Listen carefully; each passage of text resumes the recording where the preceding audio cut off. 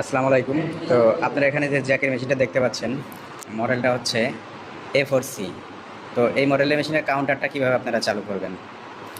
তো ফার্স্ট আমাদের মেশিনের সুইচটা বন্ধ করে নিতে হবে। তো প্রথমত পি বাটনটা চাপ দিয়ে মেশিনের সুইচটা অন করতে হবে।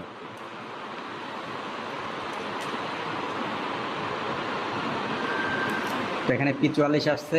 তো আমার প্লাস বাটন চাপ দিয়ে এখান থেকে যেতে হবে 90-এ।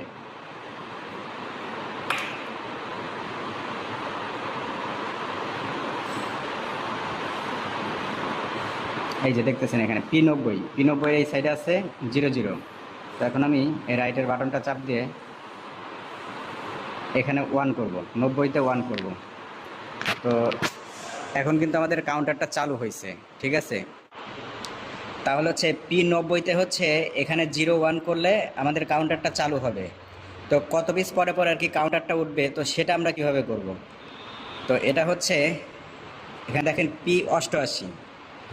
তো এইখানে যদি আমি দেখেন 1 আছে, তো এখন যদি আমি 2 দেই তাহলে 2 পিস করার পরে আমার একবার কাউন্টিং হবে।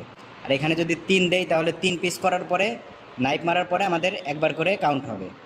তো আমরা এখানে 1 রাখলাম। তো 1 রেখে আমরা পি বাটনে একটা চাপ দিব। তো এরপরে আমরা কাউন্টারটার কি সেট আপটা যেভাবে চালু করব, তো পি বাটন আর হচ্ছে যে শার্টের চিহ্ন যেটা দেখতেছেন, তো এই দুইটা বাটন একসঙ্গে চাপ দিয়ে ধরে রাখতে হবে। তো ধরে রাখার পরে এখানে দেখতে পাচ্ছেন যে ববিনের চিহ্ন আসছে। তো এই বাটন কিংবা এই বাটন লেফট রাইট, তো যে কোনো একটা বাটন চাপ দিয়ে এখানে দেখেন শার্টের যে চিহ্নটা আসছে, তো এই চিহ্নটা আনতে হবে। তো এই চিহ্নটা আনার পরে এখন যদি আমরা মেশিনটা চালাই দেখেন, তো এখানে দেখতে পাচ্ছেন 10, 11 এভাবে একবার একবার করে কাউন্ট হচ্ছে। তো আমি যদি 88-তে ওইখানে 2 করে দিতাম তাহলে 2বার নাইফ মারার পরে আমাদের এখানে কিন্তু একবার করে কাউন্ট উঠতো। তো আমি এখানে 88-তে 1 রাখছি, তো আমাদের এখন একবার মারার পরে আমাদের একবার করে কাউন্ট হচ্ছে। তো এখানে ধরেন সাপোজ আমি এখানে 00 করব, তো 00 করার জন্য আমাদের এই মাইনাস বাটনটা চাপ দিতে হবে। এই এখন কিন্তু আমাদের এখানে 0 হয়ে গেল, এখন আবার প্রথম থেকে শুরু হচ্ছে। তো আজকে এই পর্যন্তই। ভালো থাকবেন, সুস্থ থাকবেন, দেখা হবে পরবর্তী কোনো ভিডিওতে। আল্লাহ হাফেজ।